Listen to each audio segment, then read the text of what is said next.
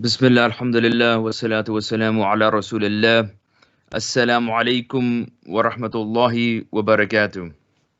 I'd like to welcome everybody to today's episode of the Life Haqq podcast. And it is going to be a very interesting and different type of episode because we have actually gone to the people in the streets to get their lived experience in regards to Islamophobia and racism. And as I mentioned in a previous podcast, I am hesitant and I really don't like using a lot of the terminology that is popular in the vernacular today, such as racism, Islamophobia, and so forth, because I don't think that's a broad enough term, and I don't think that it's able to completely capture the essence of the problem that we are dealing with as a society. But we will refer to it because it is more well known and people do recognize the term, but we will try to include the more comprehensive term like tribalism. And sometimes we will use racism and Islamophobia synonymously because the roots of those problems are very, very similar. Now, we want to start off today with sharing, as I mentioned, the experiences that many people have endured through this tribalism, Islamophobia, and racism. And the first person's experience I want to share is a young woman who lives in Vancouver. Her name is Aida, and she had a experience while she was praying in public with some of her friends. And so what we're going to do now is listen from her firsthand what she experienced, because today's episode is about the lived experience of people. And inshallah, by the end, we want to transition into advices of how we can go beyond these lived experiences, so we just don't focus on the problems and some of the issues that people have endured, but how do we go to the next step in terms of our perspective and coming up with real life solutions as well. So I will go now to this first video of Sister Aida from Vancouver.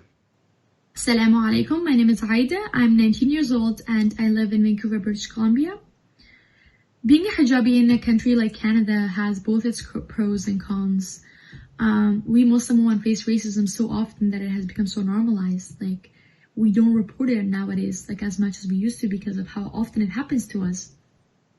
One experience of Islamophobia that I have recently had was 2 weeks ago with my friends when we decided to go to a park just to hang out, and I was about seven to eight sisters, where just because we're normal people, the only thing that makes a difference is the hijab, and just like everyone else, we wanted to go to a park. So we went to the park and it was Asr time, so we decided to pray Jama'ah. And normally when we pray Jama'ah in public, we always try to have that one or two people around us that would kind of like protect us in a way in case something happens for our safety. And so this time when we were praying Jama'ah, we heard these two women that got really aggressive, and they decided to call the police on us because we were praying in public, which did not even make sense. So after we finished praying, we were very confused. We were like, why is this even happening? Is this even a thing? Like, just someone calling the police on you because you're praying in public. And we were confused, but we knew we didn't do anything. So we were like, even if the police comes, we will just tell them that we didn't do anything. We just prayed in public.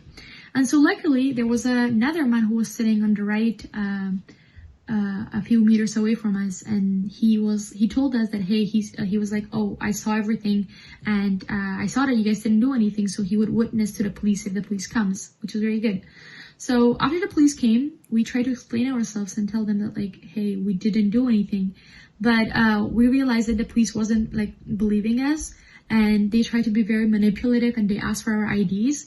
And we were like, do we have to give our IDs? And they were like, well, legally, no. So we were like, if no, then we don't want to give it to you then. And so because they did not believe us, we referred the police officers to the witness who was sitting on the right, and it was a white man.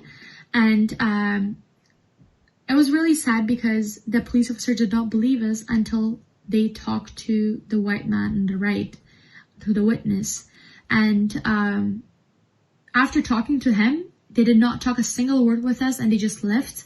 And so it was really sad to see it like that. And it was like emotionally very hard to just swallow that and like realize that like just praying in public and just like, why do we look so scary to people? Like, we just have a headscarf on, nothing different. And so yeah, Jazakallah khairan. Have an amazing day. Assalamu alaikum. So it looks like not only are Karens ensuring that the wrong type of people don't have barbecues publicly or exercise publicly or sell water publicly if they're the wrong type of people, but they're also going around policing and ensuring that people don't pray publicly as well. And as you can see, that there are commonalities to the way that oppression, discrimination manifests itself. It's common. It's not like it's going to be exclusive to one specific group of people, because if it doesn't happen to that one specific group of people, it might happen to another specific group of people, and the roots are the same. And we're going to talk about, inshallah, near the end of the podcast, addressing the roots of those issues. And the other thing I think I just want to pause, make a few notes to reflect upon, is that why is it that our lived experience doesn't hold weight, our testimony doesn't hold weight, unless it's verified by people's testimony who are deemed to hold weight or have that place within society, have a certain status within society?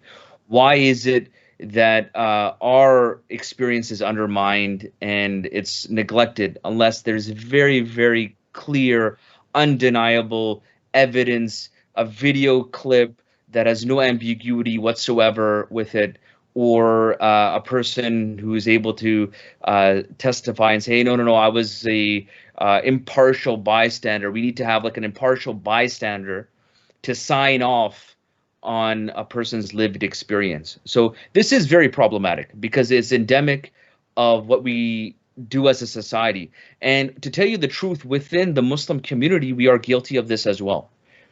Oftentimes, we don't give weight to a testimony of people within our own community, or if our own community makes certain commentaries or they speak about certain issues, it won't be given as much weight as if unless it comes from a person who is maybe a non-Muslim person who is who is considered quote unquote a regular Canadian.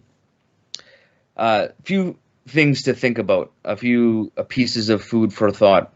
The next experience I want to share is Hiba from Vancouver, and she describes an incident that occurred very recently with her in a Walmart in her area that she was patronizing. And so let's hear her experience. I want to reiterate one thing as well, that they're just sharing one of their experiences.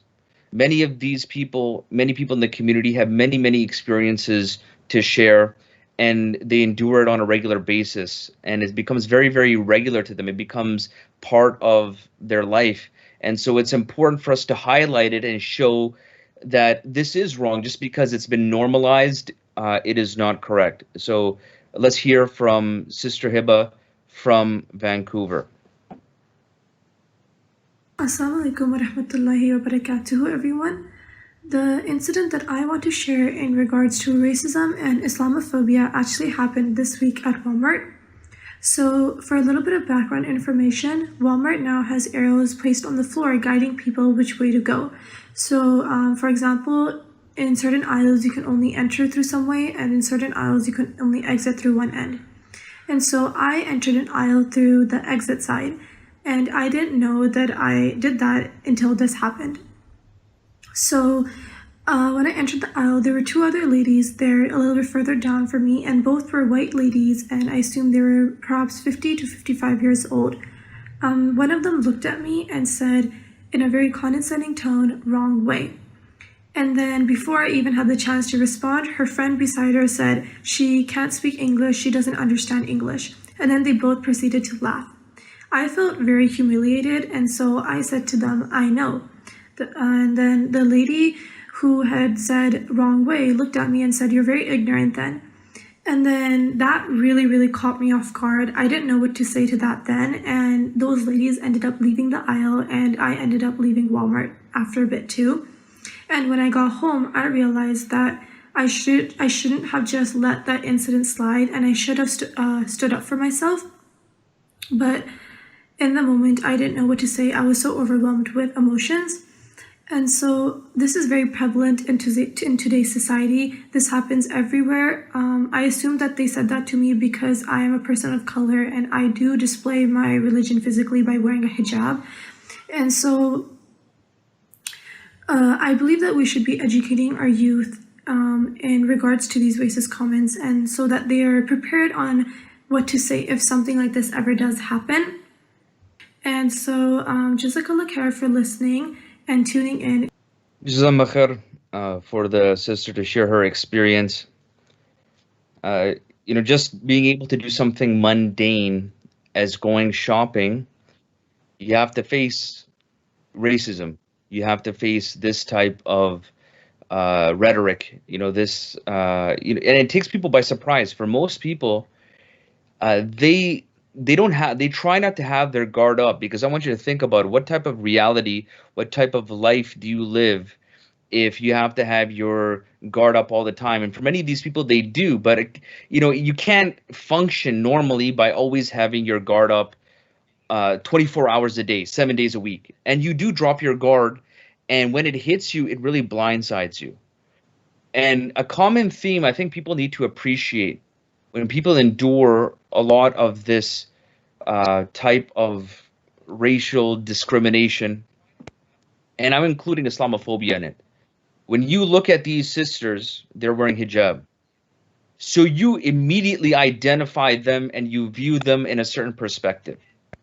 So these people, perhaps if they didn't wear hijab, they wouldn't be as easily identifiable. Just how when you discriminate based on race, you're able to identify somebody as a different race, and then therefore afterwards you're able to discriminate based upon that, based upon those visual factors.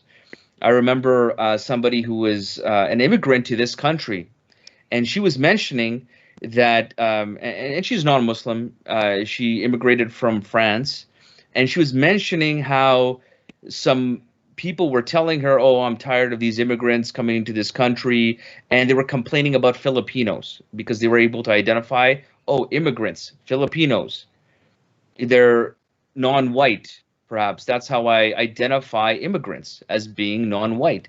And that's why maybe a lot of these immigration issues are associated with that. And so they were complaining to her, and they were mentioning how much they have a distaste for all these immigrants who are coming into the country. And then she mentioned, you know what, I'm an immigrant as well. So why were they so free to tell her that, they are fed up with all these immigrants pouring and infesting their country, when they were talking to an immigrant? And why didn't they identify her as an immigrant? Why? Because it was actually coming from a place of racial discrimination. And when you're able to racialize a person, you're able to look at a person through just their visual appearance and make those judgments, those discriminatory attitudes and judgments based upon that, then the person that can't even have a chance to speak. They don't have a chance to prove their inner self-worth, and you've already made your decision about them. And so with these, last two sisters, you could see by wearing a hijab how they were identified, and then having to go through a process of humiliation. And when you are discriminatory towards somebody, I want you to note this. With a lot of one of the themes that's associated with the victims of racism, Islamophobia, tribalism, is that there is a great sense of humiliation associated with that, because everybody is deserving of a level of self-respect and self-worth. And to have that taken away from you by no fault of your own, by not your actions, by not having your actions judged, but how you look being judged and then humiliated, that is something very difficult for somebody to endure. That has deep psychological effects. That has deep emotional effects. And right now, I want to share a experience by brother Jamiu, who's travels frequently between Calgary and Vancouver. And this is important because of the fact that he endures a lot of racism when he does travel. So let's hear from brother Jamiu's experience. Assalamu alaikum, everyone. I was told to send a little clip to talk about my experiences with racism in Canada. I think for me, my experience as a Black Canadian and the intersectionality with my Muslim identity is me constantly questioning the validity of people's actions, especially those of authorial figures. And sometimes even the actions of myself, I'm thinking to myself or wondering, okay, is this, a legitimate query, or is this something that's tied to the color of my skin? And so the most common example I like to give people is I travel a lot between Calgary and Vancouver because I've always gone to school in Vancouver and my family is in Calgary. And so this is a flight I take maybe around 6 times a year, one way each way. And when I go through airport security, I would get randomly selected. And I always wondered if it had something to do with, the frequency was just very coincidental how I would always get stopped. And so but then I always chalked it off to the fact that my older laptop had a modified internal hard drive. So maybe it showed up on the scanners as looking like it was tampered with. It could be some sort of, device or something. Because all the time I would always be the one picked out of a line, or I get to the end of the baggage claim and they ask me, oh, is this your bag? And they're testing it for, cocaine and other substances.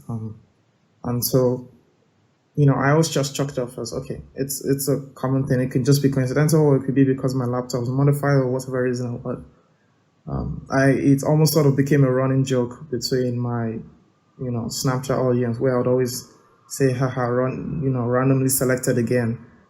This would happen about 90% of the time, to the extent where whenever it didn't happen, I would be surprised. What eventually made me realize that it wasn't just some random event was when I changed my laptop to a new laptop. And then the check still happened.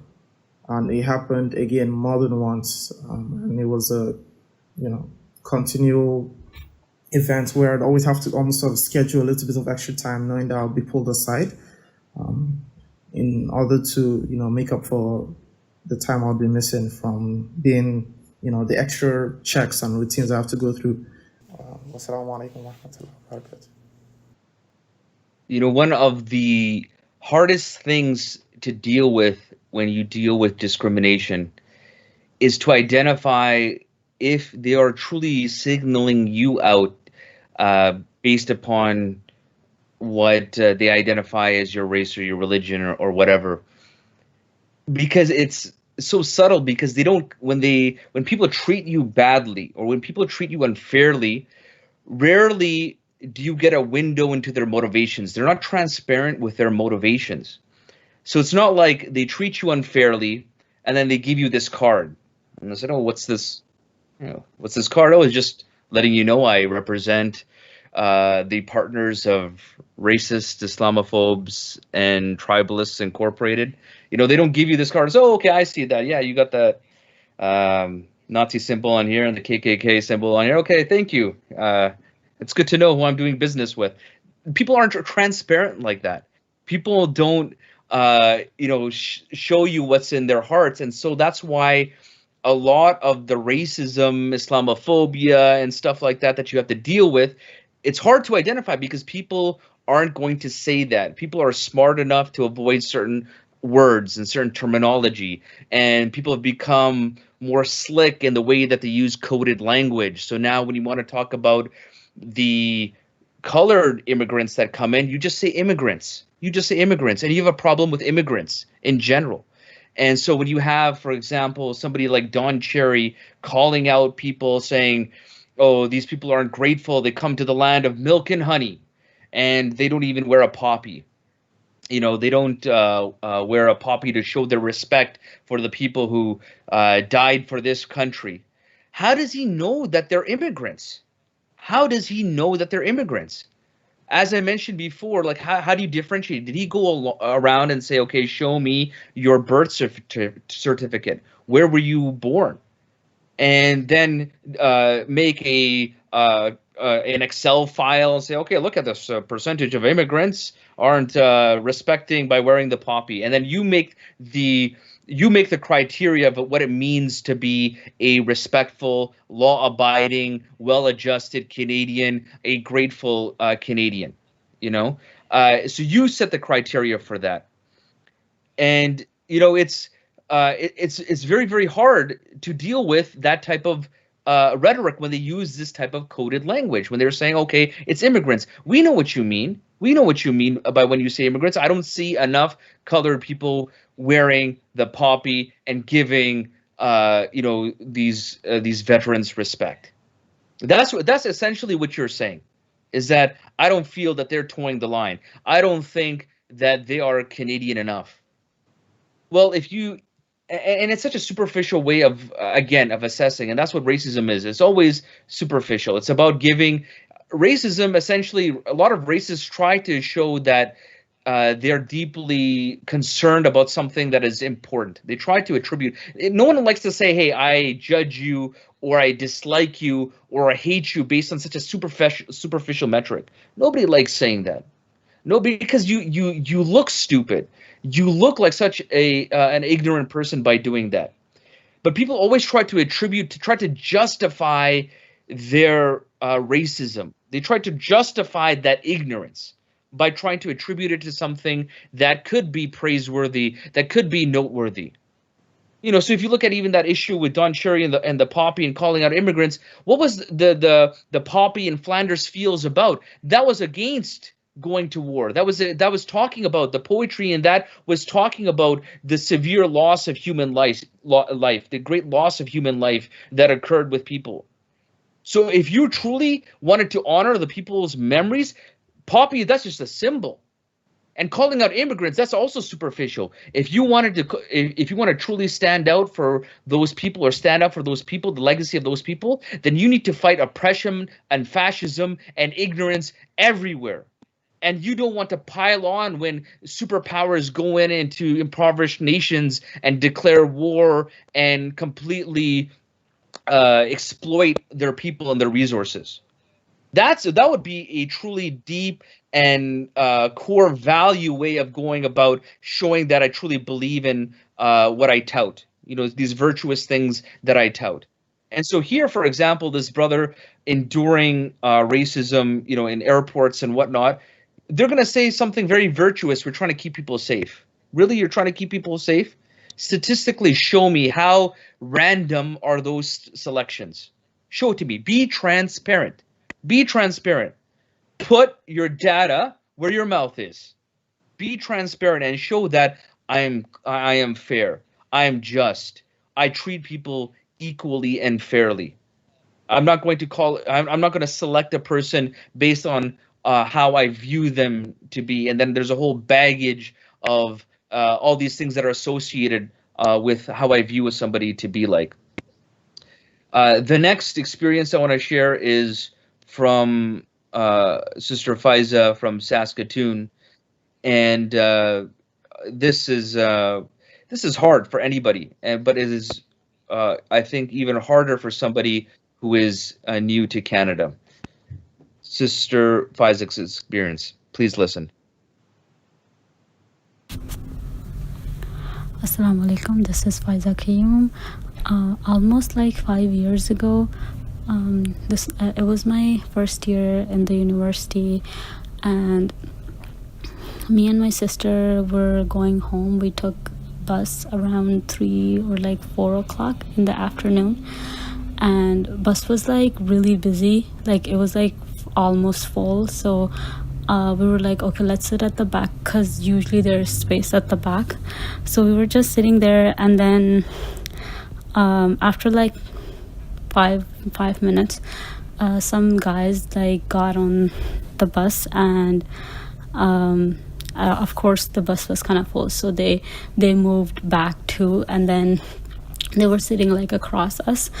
And then I don't know what happened, they were like talking to like each other first, and then they like started like raising their voice, and then that's actually when I was like, oh, they're like actually like saying stuff to us. They're like just like the regular racist plus Islamophobic stuff, like, are you carrying a bomb, or what are you doing in our country? If you're gonna wear this thing in your head, like take it off. It was just like bunch of stuff along those lines. But now me and my sister, we were like, let's not respond. And then we were just like, let's just like, maybe they're just gonna stop in a minute or two. But when they didn't, and then they started like raising their voice like even like more now. So we just like, we changed our seats, and then we were like, okay, that's fine now. But then they didn't stop, like they kept going. Now the whole bus could hear them.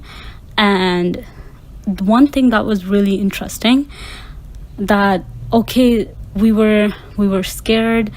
At that time I was fairly new to Canada too, so my English wasn't fluent either. So it was just like, that was like one of the aspect too. I was like, you know what, let's just not say anything. Like, you know, I was just like really shy too.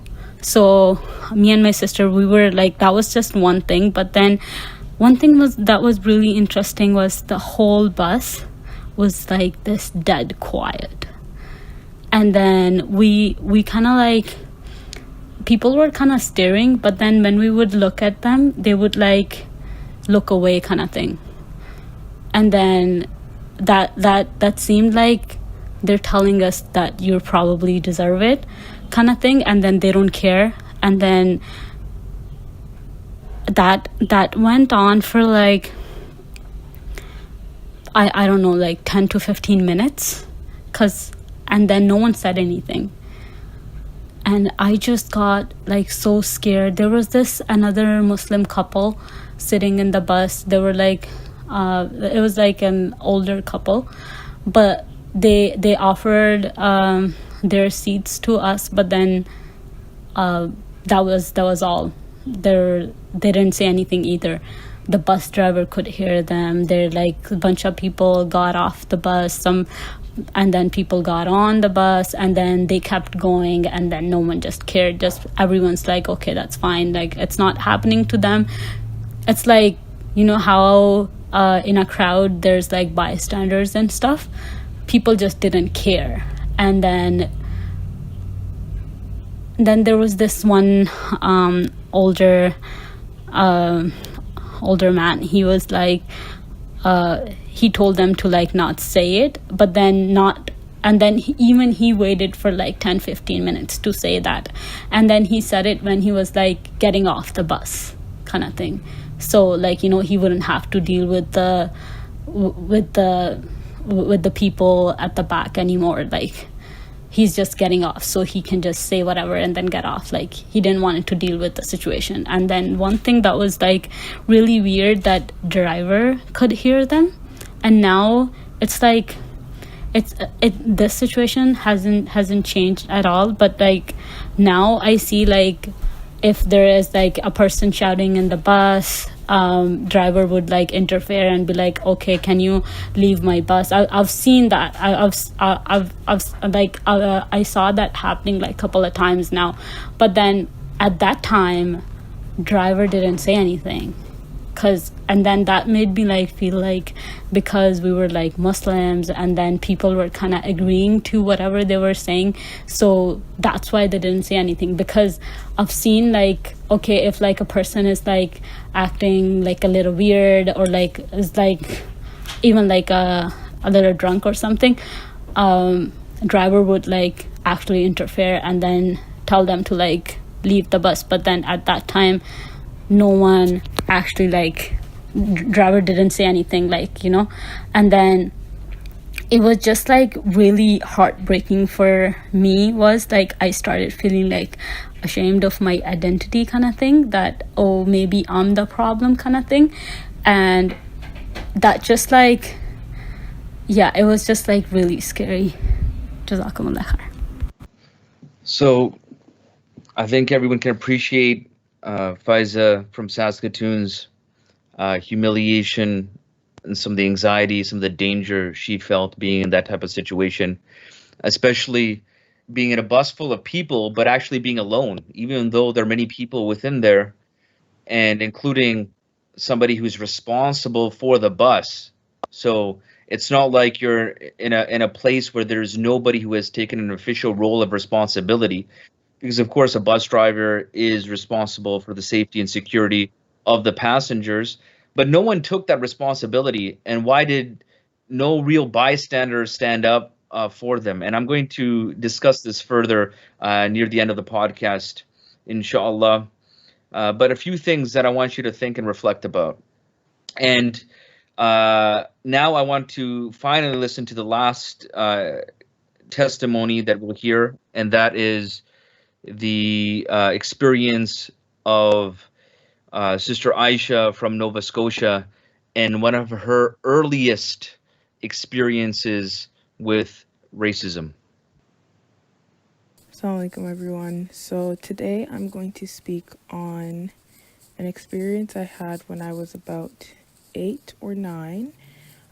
So the neighborhood I grew up in was a predominantly white neighborhood until like a couple years passed, and then it slowly became more diverse.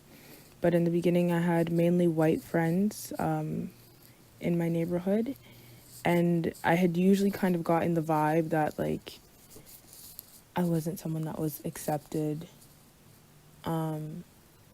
So there was one time when we had gone to one of the neighborhood kids' houses, and they had a bonfire there, and there was just a bunch of kids there. We were playing basketball, and it was almost around Maghrib time, so I was like, they had said they were gonna play Man Tracker, which is kind of like a game you all hide in the woods, and you have like a group that is trying to find you, and then the group that is hiding.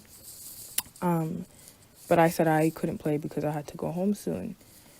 So I had stayed on the basketball net, and then a couple of other kids came to the group that was going to play Man Tracker. And they were all just kind of standing there and like looking at me, and I was like, I just kind of didn't pay attention because I was shooting some hoops. And then one of my friends, at that time I thought she was, came up to me and she said, "Oh my God, they're asking, those kids over there are so mean. They're asking who that ugly black girl is with the braids." And then I tried to play it off. I was a kid, and at that time that was the norm. Like, I kind of wanted to be like them. Seeing white people was the norm. I personally, there was my own internalized racism. Like, I wanted to be white. And then I just kind of rolled it off my shoulders and acted as if everything was okay. I was like whatever, forget them, I don't really care. I was really hurt, but then I just put the basketball away and I was like, yeah, I have to go home. And I remember walking home and thinking, like, even if they did say that, why didn't she stick up for me?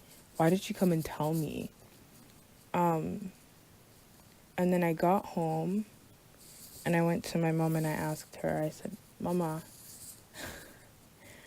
I said, Mama, am I ugly? And she was like, what?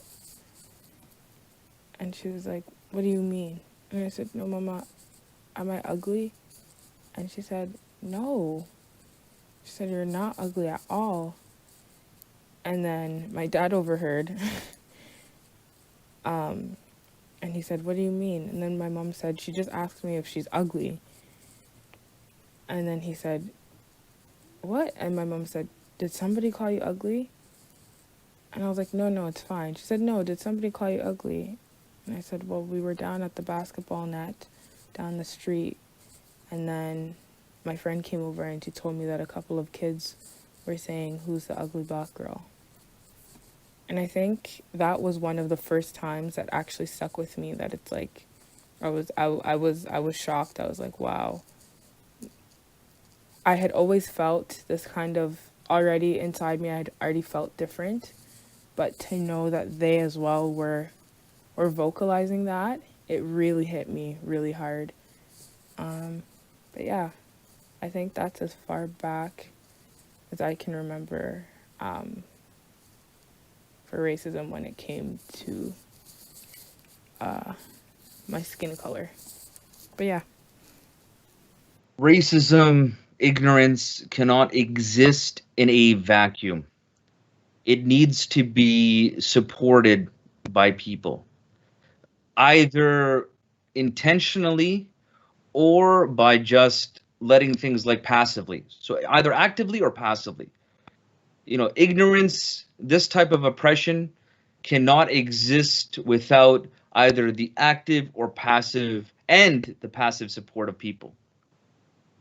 And what we find ourselves now is that we understand, hey, there are some significant issues that we need to deal with in society. There are some significant injustices that are occurring. And the way we go about it, we don't want to make the same mistake as what brought those issues to light in the first place, or what allowed those issues to manifest in the first place. And I'm going to explain what I'm talking about. Because what we do right now, oftentimes, is everything is so commercialized and corporatized. So it's corporate approved activism. It's celebrity endorsed activism. It's more symbolism rather than substance. So for example, let's turn to LeBron James as an example of somebody who's standing up against racism. And so now he becomes our model. It's endorsed now, you know, the BLM movement. Yes, he is the person that's going to help us stand up against racism. Well, that is still short-sighted to have our leadership and somebody lead us like LeBron James, with all due respect to LeBron James, because he may actually, through some conversations, may be able to become self-reflective and look at some of the shortcomings that he may have. So what am I talking about? Well, he's very vocal about the Black Lives Matter movement, but when it came to the issue of China oppressing the people in Hong Kong and how they were dealing with the people in Hong Kong, let alone of the evil, the pure evil that is being done to Uyghur people, very silent. Silence, complete silence. So there's no speaking out against that. And actually, when he was confronted about the fact that he criticized the Houston Rockets general manager for speaking out against China, or because of the in support of the Hong Kong protesters, so he was called out because he criticized somebody for trying to support people trying to lobby for their human rights. He is quoted as saying, "I'd be cheating my teammates by continuing to harp on something that won't benefit us trying to win a championship, because that's what we're here for." And then he goes on to say, we're not politicians. I think it's a huge political thing, but we are leaders and we can step up at times. But you don't feel like you should speak upon things that you shouldn't have to. Okay? So, wow, we're not going to speak out against this. So it's, again, I will speak out against racism on certain issues. I will speak against, for human rights on certain issues, but maybe not other issues. And that's celebrity pandering, symbolic type of activism or solutions. Another example I saw, and as Muslims, I think we can appreciate how for us that is actually a symbol of oppression, is that when you had there was I believe it was in Texas, where you had people of this church, the white people of this church, were bowing or kneeling and begging forgiveness to all these black people in the church as like a symbolic thing. So they were crying and begging and asking for their forgiveness. That is not an Islamic concept. We only bow. It's unanimous. It's ijma' of the scholars. You should only bow and prostrate to Allah subhanahu wa ta'ala. You don't bow and prostrate to anybody else. So that's not maybe oppressing somebody else, but that's oppressing yourself by not giving the, by doing such an action to somebody else, right? Again, it's symbolic and pandering. And a person, just because they're white, see, this is how superficial it is. Do we have to say, oh, white people are like this? I don't believe that, because as a Muslim, Allah subhanahu wa ta'ala created white people, He created black people, He created people of all sorts of different races and nations and personalities and all sorts of different types of people. And inherently, people aren't evil. We cannot say by a person's skin color, by who they, what they look like, that a person is inherently guilty of anything or guilty by association. We do not have that worldview. We do not have that concept. Okay, so again, this is symbolism and this is pandering. So we have to go deeper. We have to go deeper, because say, for example, all these protests, and I do hope that they cause positive change. So let's clear that from the get-go. I hope that these protests do lead to some positive change. But I want you to let's do a self-reflective exercise when we don't look at our core values and our core principles when we try to stand up for justice.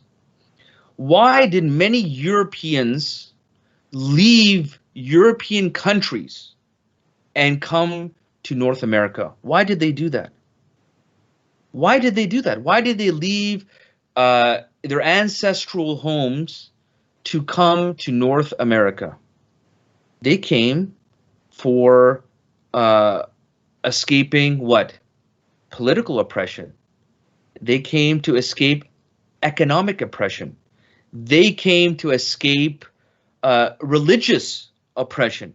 And they migrated all the way, crossed an ocean, came and settled the Wild West, pioneers, building helping building the infrastructure.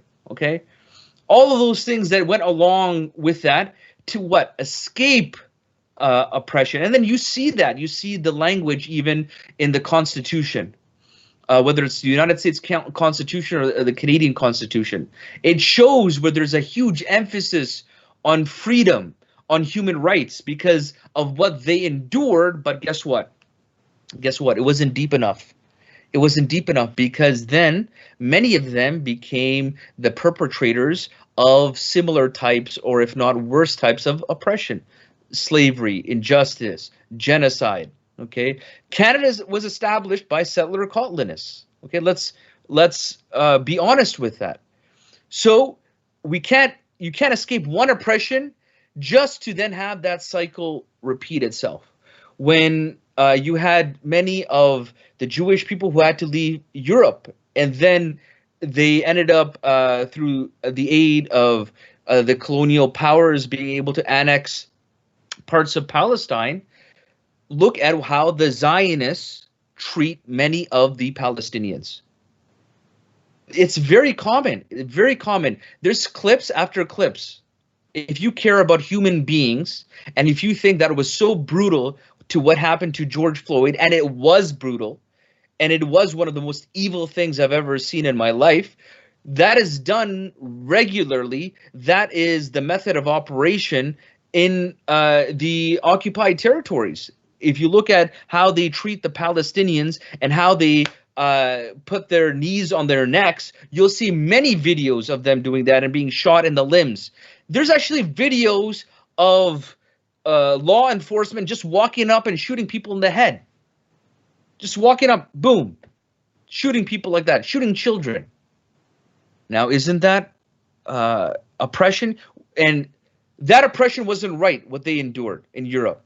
But now this oppression is not right as well. What about when India was able to free itself from the British, the colonial power that had controlled them and exploited their resources? They went from being colonized. Now look at the oppression that is waged upon people of lower castes, on the Muslims. Even the Muslim world, when we freed ourselves from colonizers, when the Muslim world freed itself from the colonizers, many of these governments were very harsh with their people and continue to be very, very harsh and oppressive with the people. So oppression, the cycle of oppression and injustice can and will continue if we don't look at it from a fundamental perspective, from a principled perspective. If we look at it from just a superficial, that's why I really don't like a lot of the terminology that is used. You know, when we say, okay, let's give the people the space just to talk about this identity group. Guess what? If you understand academia of how the corporate elites actually fund a lot of these human rights movements. They want people to only lobby for their specific identity. They only want people to do that so then they can keep playing. It's like a chess game where they can keep playing people against each other. You can be oppressive to yourself. You can even be oppressive for yourself. You know, say you are economically oppressed. So you're in a country that's economically oppressed. There's no fairness in the economic system. Money is held within the hands of the few. You immigrate to a country, you now don't have this economic oppression. You're able to provide for your family, food, basic necessities. You're even able to get luxuries now. You can become oppressive to yourself, because then you could do dhulm al-nafsi. You could be oppressive to your own nafs and start using materialism to oppress yourself and not give the rights to Allah subhanahu wa ta'ala. That's why we need to, as Muslims, we have Iman to guide us. We have the knowledge of the Deen to guide us, to give us fundamental truths on how we should deal with injustice. Because it can be like, don't believe the hype. The way things are, people love to pander. The people who are that hold the power structure, that are within the power structures and hold the reins of power, they know that is the easiest. That's part of the playbook. That's like rule number one in the playbook. Pander to your constituents. Not real fundamental change. We don't want necessarily real fundamental change, but you can pander to it. You can very easily pander. Be symbolic. Walk in, have a politician, walk in with a kufi in the masjid, you're going to get all the Muslim vote. You know what I mean? Who cares how this politician voted, or if this person really cares about your community? As long, oh man, you should have seen him. He came in and he said "Assalamu alaikum lama," and man, we are so happy, and I feel so good to vote for this person. But what is he really about?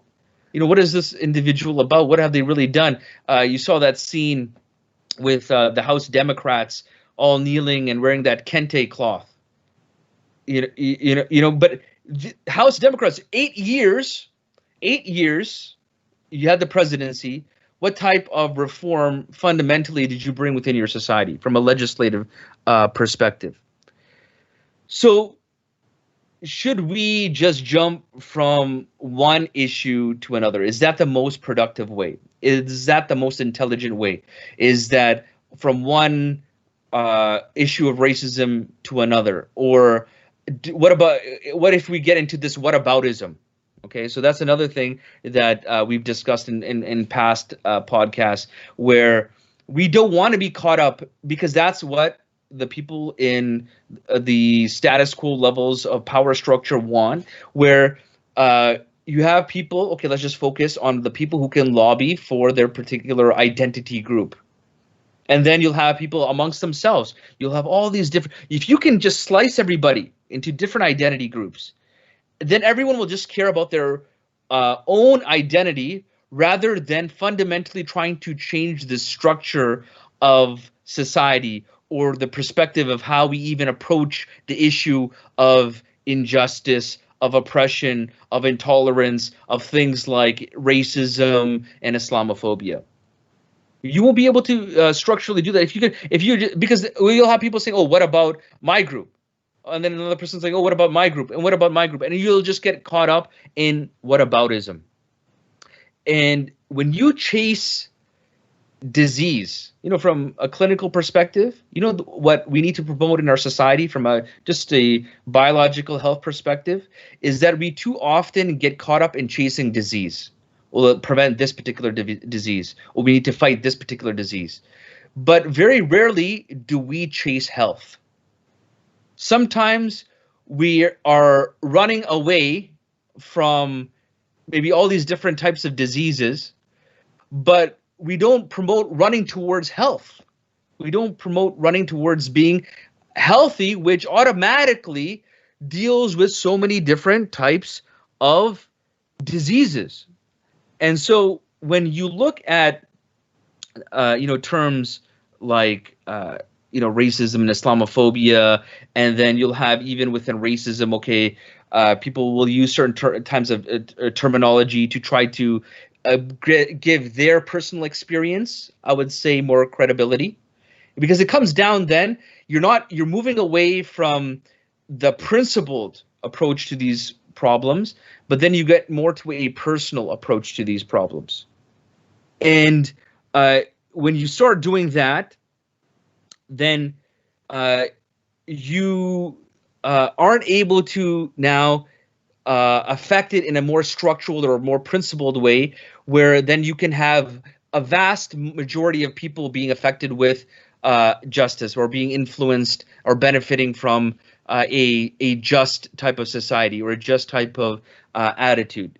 So, for example, Allah subhanahu wa ta'ala, He tells us in the Qur'an, Surah Al-Anfal, ayah 73, so chapter 8, verse 73 in the Qur'an, He talks about the fact that, and those who disbelieve are allies of one another if you do not do so. So if you don't stand up for the truth, if you don't become united and allies of each other, so become one and be principled, and there will be a lot of fitna. So there will be a lot of corruption, and there will be oppression on earth, and a great mischief and corruption. So look at the terminology that is used by Allah.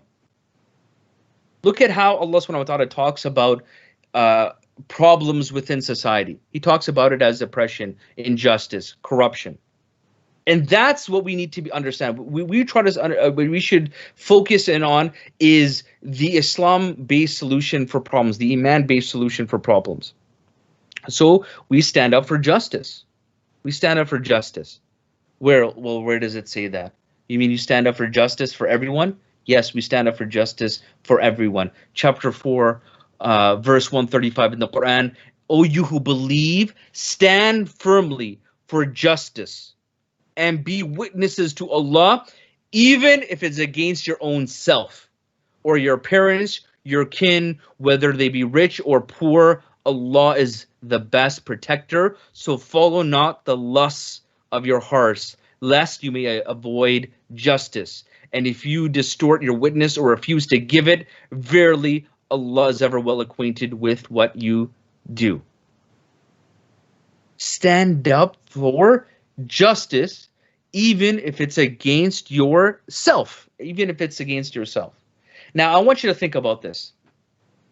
Many of these experiences of racism, of injustice, one of the comments was that, okay, my friend didn't stand up for me. The bystanders didn't stand up for me. The bus driver didn't stand up for me.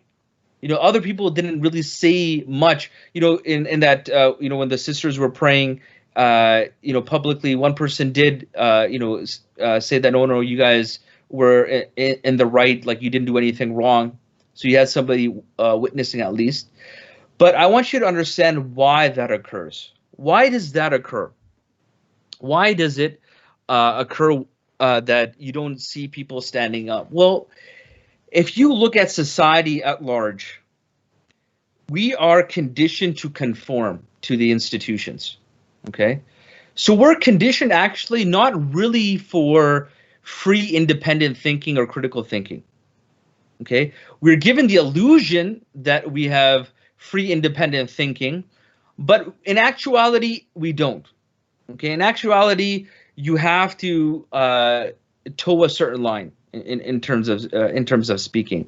And I'm not going to give, by saying that, I'm not going to give justification to people who want to use racist terminology and say, oh, you know, you're controlling the freedom of speech, because you're also conforming to a racist ideology, okay? What I'm talking about is that when you now pander to your own lusts and your desires, look at what this verse is saying, that you should not follow your own lusts and your own desires, because if that was your own mother, if that was your own daughter being abused, you would step in. How is it that you can have bystanders and they really, some of them may say certain things, but it's really, it's not to the voice or to the level that it should be. It shouldn't. It's not at the in terms of speaking out against the decibel level is very low when we're talking about speaking out against injustice. When we see it happen, when it reaches a critical threshold and it becomes like a accepted norm, like what we've seen with the protests, then everybody is willing to say something. But then when you're on that bus, or when you're in that store, or when you're in that park, why don't you say things? Because most people have been conditioned to do things for the personal and not for the principle. Okay? Most people, their filter is personal. How does this affect me personally? And not necessarily the principle. If it was your father, if it was your mother who was being abused, and the knee on the neck, you may even put your own life on the line to stand up for justice. It's not blaming the bystanders, but we have to understand how we have been conditioned. There is a level of responsibility in Islam. You can say that we have zero responsibility as a bystander. Okay, so of course the perpetrator is even more liable, but every single human being has a level of responsibility. The weakest of Iman, according to the hadith, the narration of Prophet Muhammad ﷺ, is to hate something in your heart. That's the weakest form, the manifestation of faith. The next level is to at least speak out against about it. The highest level is to physically, get involved to try to stop that injustice, that wrong, that error that you're seeing in front of you. So when we're talking about bringing people together from an Islamic perspective, from an Imaan-based perspective, we're standing up for justice. We want to stand up for justice, full stop. Justice for everyone. For Muslims, for non-Muslims, doesn't matter who it is. The terminology used in the Qur'an is justice. When we're trying to stand up for something correct, when we're trying to bring this harmony for people, when we're trying to protect people, and then ignorance and oppression and fitna and corruption. These are the terminology. So these are the things that we need to fight as a whole, So we can't just stand up for, we think, justice on one end, and then we allow ourselves, by what? By pandering, by being so narrowly focused, that once we stand up for justice for a particular group of people, or for ourselves, or for something that's personally affecting us, or something that is popular, okay, then we will find ourselves dealing with injustice very soon later on, as I've mentioned. How many people fought to escape from oppression, but then they became the oppressors themselves? And so we don't want to get caught up in the victim Olympics. We don't want to be people who just say, okay, these are the ones who are the most victimized, and this is the second victimized, these got the second place, and these are the third ones. And nor do we want to consider ourselves, we shouldn't identify ourselves actually as our identity being as victims.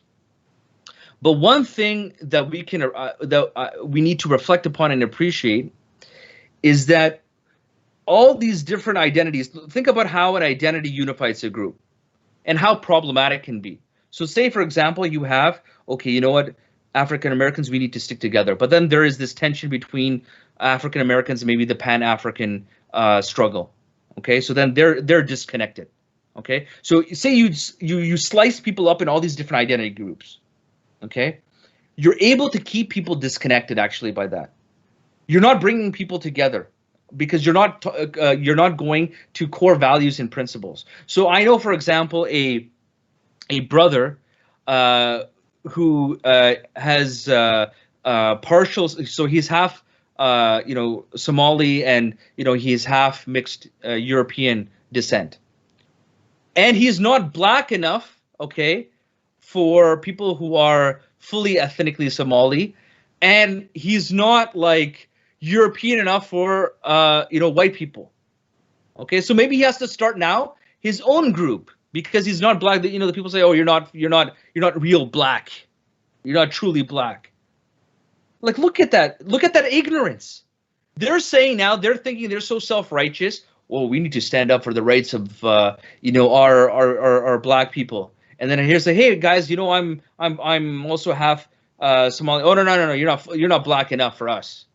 Okay, all right, I guess I got to start my own group then. So you look at how you can just on these identity metrics can be just split apart. Do you know how we're going to bring people together? Like if you look at the base of a triangle, so I want you to think about the base of the triangle, all these people split apart on these different identity groups. How are we going to get people together?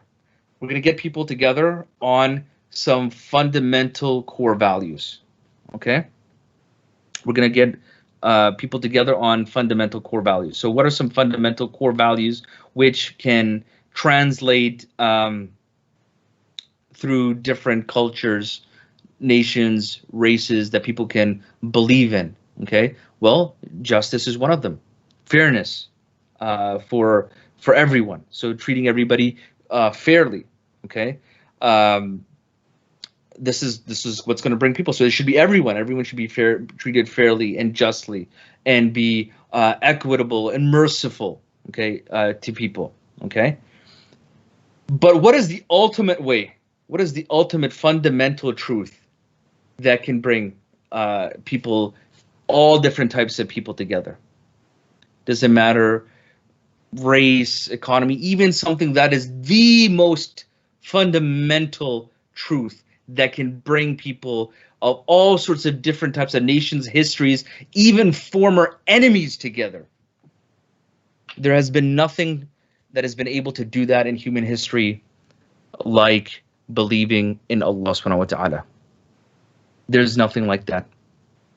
Because ذَلِكَ بِأَنَّ اللَّهُ هُوَ الْحَقِّ. That is because Allah is the truth. Allah is the truth. If we are united upon Tawheed, if people unite themselves upon believing in Allah, the unity of Tawheed, that is the ultimate truth that can bring every single person from any type of demographic together, any type of identity, because Allah subhanahu wa ta'ala does not look at your appearance, He looks at your hearts. Allah subhanahu wa ta'ala, He tells us in a ayah in the Qur'an, and I've mentioned this previously as well in Surah Al-Anfal, ayah 63, and He's united their hearts. If He had spent all that is in the earth, you could not have united their hearts, but Allah united them. It is Islam that can bring people together. That's why we need to, and I will spread the message of Islam, and I will tell people about Allah subhanahu wa ta'ala, and I will tell people that we need to believe in the truth and we need to come together, because there has nothing been like that in human history. I want you to think about this. Think about people who were trying to kill Prophet Muhammad sallallahu alaihi wasallam, but Allah brought them together. Tribes that were trying to kill each other for generations and generations and generations, and Allah brought them together. People who were rich and poor, and they were standing beside each other in prayer and humility, and then all of them putting their head on the ground, bowing to Allah because Allah brought them together. People from different languages, different races, loving one another because Allah brought them together. Because Allah brought them together. That is the ultimate principle that will bring us together. People have not experienced Hajj. As Malcolm X said, if people experience Hajj, if they marketed Hajj, he actually talked about it from a marketing perspective. He says, like, the Arabs, they don't know how to market. He's like, if they marketed Hajj, if they marketed the pilgrimage to Mecca, they would see that this is the way to bring brotherhood back. This is how you can bring people together. And so you had a person who became a hardcore black nationalist, and the true understanding of Islam opened his heart once again, even though his own father was killed by the KKK. He had family members that were killed and lynched by white supremacists. He found love for white people when he went for Hajj. That's what's gonna heal people. That's what's gonna bring people together. You can't do it by symbolic pandering. You need to come to a fundamental truth. And for my community, my dear Muslim brothers and sisters who are suffering, who've been victimized, whether they've been judged on their color, whether they've been judged on their hijab, whether they have been judged based on how they look or how they talk or their accent, any of those different things, do not have a victim mentality. Do not have a victim mentality. Do not be victimized. That is not what defines you. That is not what defines you. We should let our Creator define us. In chapter 41, verse 33, Surah Fussilat, Allah subhanahu wa ta'ala, He tells us, and who is better in speech than he who says, my Lord is Allah, and then he stands straight, so he acts right, and he invites people to Allah and does righteous deeds and says, I am one of the Muslims. Let Allah give you your value. You are Muslim. Be proud of that. Allah's asking a rhetorical question. Who is better than that? A person who lives principally. A person who believes in Allah. They take Allah over their own lusts and desires.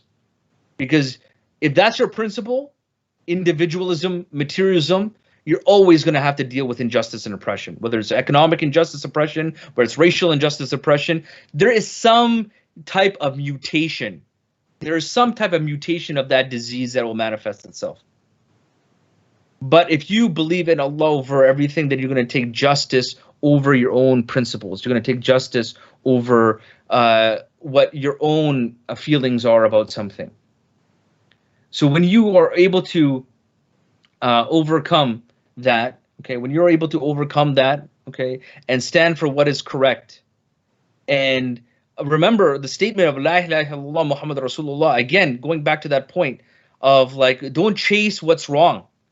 So it's not just saying rejection, okay, we reject this type of racism and we reject that type of racism. Just like La ilaha illallah, we reject all gods. Okay, so we reject all shirk, forms of shirk. So we reject all racism except illallah. So we reject everything, but we believe in something. Okay, we believe in an absolute type of principle or an absolute type of truth. And remember that this victory, like when we're talking about things that manifest or things that are good, people who don't have principles can benefit you and do good things. So again, don't let that fool you. There's a hadith of the Messenger of Allah sallallahu alaihi wasallam, so a prophetic narration, where he says, verily no one will enter paradise but a soul submissive to Allah, yet Allah may support his religions by the hands of a wicked man.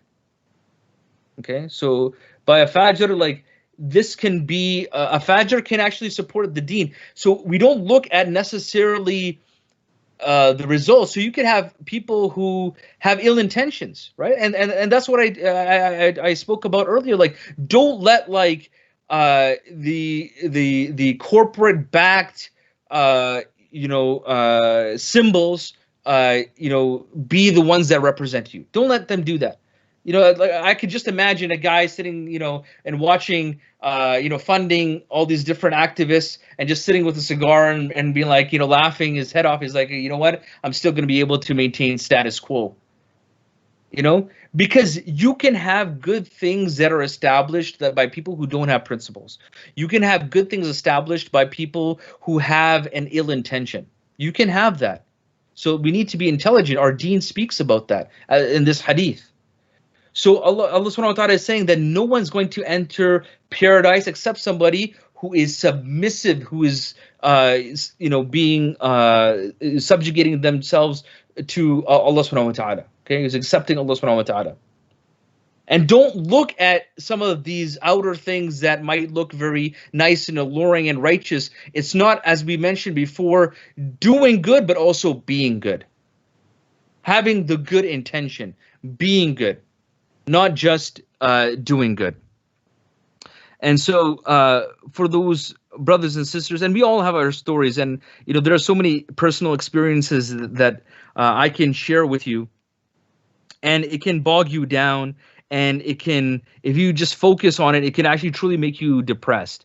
And one thing I discovered when I speak to a lot of people within our community is that we can sometimes go to two extremes. We can go to one extreme where we just try to ignore it. It's like, okay, I'm just going to put up with it as something I have to put up with. And they just normalize that type of oppression. And then the other extreme is that is the excuse for everything wrong in their life. Okay, so there's two extremes that you can go to, and it has to do again with your identity. And our identity is not based on being oppressed or not being oppressed. Our identity isn't based on like a superficial metric. Our identity should be based on the condition of our heart. So if our hearts are empowered with Iman, with faith, then we understand, okay, if there's injustice, then we need to work towards changing that situation, overturning that injustice, overturning that oppression. But at the same token, we don't let it identify us. We don't let it become an excuse for everything. Because, for many people, I think we should appreciate, I know for myself, that so many incidences of racism, so many incidences of Islamophobia and injustice that I endured made me stronger. It made me stronger. It made me more resilient. It didn't make me fragile. I was, like some of the things when you've had to be, when you're called certain things, when you're treated certain ways, when you have to physically fight for yourself. All of these different things, when you're given economic threats, when you're dealt with in so many different ways, it actually, if you have Iman, every single fitna that you come out of, every single challenge you come out of, you become stronger and you become stronger and you become stronger. And what I see with the testimonials of my dear Muslim brothers and sisters, I see people who are resilient. I see people who have such strength. I see people who are blessed by Allah subhanahu wa ta'ala. Because the best generation for us is the generation of the companions, radiallahu anhum. May Allah be pleased with them. And they endured so much. They didn't let their oppression define them. Rather, when they were given the mantle of power, when they were given the mantle of authority, when Allah subhanahu wa ta'ala made them khalifa on the land, they gave an example of justice. They gave an example of forgiveness. They gave an example of mercy. These people had fortitude. These people had mercy in their hearts. These people won the hearts. Like, from a purely historical perspective, how did just a small handful number of companions grow to take Islam to dozens of nations? How did that happen? Because they didn't have a police force controlling people. They didn't have go around with an authoritative structure saying, believe in this or else. Can anybody name for me the police force of Prophet Muhammad sallallahu alaihi wasallam? You can't do that. Prophet, peace be upon him, you can't name a police force because he didn't have one. It was about winning the hearts of the people through your core values. It was about winning and being consistent with the people with your core principles. So people respect you because they appreciate you're a living example of what you say you believe in. So our hope for our community is that understand that get your value, get your identity of how Allah subhanahu wa ta'ala has praised you in the Qur'an. How the Prophet Muhammad sallallahu alaihi wasallam has spoken about you in the prophetic narrations. And get your confidence from there. And when you have confidence from there, we're not going to get our confidence from other people. Like I said before, sometimes we get too excited if like a celebrity says something nice about us. You know, it's like you get teary-eyed. Oh my God, they're looking at us like human beings. It's like you get so emotional. It's like, man, he's, he said all Muslims aren't terrorists. Man, this guy's so awesome. I'm going to watch all of his movies. You know, like, this is so great. This guy came, a politician or somebody came in and, and he says, he gave us salam in the masjid. Or this journalist, they actually said that, something positive about us. And we get so happy when somebody else says or does. That's how fragile sometimes our self-confidence is. Sometimes it's so fragile. And then we get behind things that are popularized. So unless something is popularized, then we get behind it and we say, okay, yeah, we need to speak out for this. Speak out for the truth, wherever you may be. Fear Allah wherever you may be. Ittaqullah haythuma kuntum. Fear Allah wherever you may be. Be consistent upon that. Get your value from Allah subhanahu wa ta'ala. Connect with your Lord. If you see injustice, you speak about it in a fundamental, in a principled way. We don't just relegate that for things that may directly affect us. No, we have an Ummah-based type of identity. We care about the condition of people across the world. We care about that, and we're not just going to put our efforts. And sometimes, unfortunately, you see that within the community. They'll start doing a fundraising. Oh, there's a flood here, and this will be a good PR thing if we stand up for, or we raise money for this particular flood and so forth, and it's more localized. No, support again. Do good wherever you are. Speak for the truth wherever you may be. Get your confidence from Allah subhanahu wa ta'ala. And there's so many of these personal experiences of racism, and my heart goes out. And that's why as a community, we need to really come together. We need to love and support one another. Remember, in an ummah, you don't just have all righteous, strong Muslims. Like, think about how diverse the ummah is. The ummah has like these hardcore dudes that are like, the haram halal police. Find love for them, even if they don't have love for you. Then you have, on the other end of the spectrum, they're still within the fold of Islam, but like they're kind of like not really practicing, doing much, and there's a lot of haram in their life. Find some love for them. Make dua for both of them. You have people who are sinners. You have people who are ignorant. You have people who have they'll have completely different opinions on you on different issues. Okay, you'll have Raptors fans and you'll have Golden State Warrior fans. Okay, they're both Muslims and they shouldn't be fighting each other. Okay, so you'll have all sorts of find this idea of being able to go again to the top. That's how we're going to come together. Is that if you come to it where you believe in Allah subhanahu wa ta'ala over your own feelings and desires, you're going to find some love and mercy for people in your heart. You're going to find the courage to stand up against injustice in your heart, wherever that may be. And that is what's going to set a path. That is an example that needs to be set. Because as I mentioned, look at it. If we just let activism be relegated to what's popular, what's culturally accepted, what's celebrity approved and corporate approved, we will find ourselves back in the same place time and time and time again. So this is a few words of advice, few words of hopefully truth. Whatever good I've said is from Allah. Whatever mistakes I've made is from my own accord. And we will see you all at the next podcast on Thursday. Be sure to subscribe, like, share, all that stuff, inshallah. And we will continue to hopefully challenge narratives and speak the truth as long as Allah subhanahu wa ta'ala has given us the ability. Because remember, we want to live by the Haqq, die by the Haqq. And just when you think life is stuck, tune in to Life Haqq. Assalamu alaikum wa rahmatullahi wa barakatuh.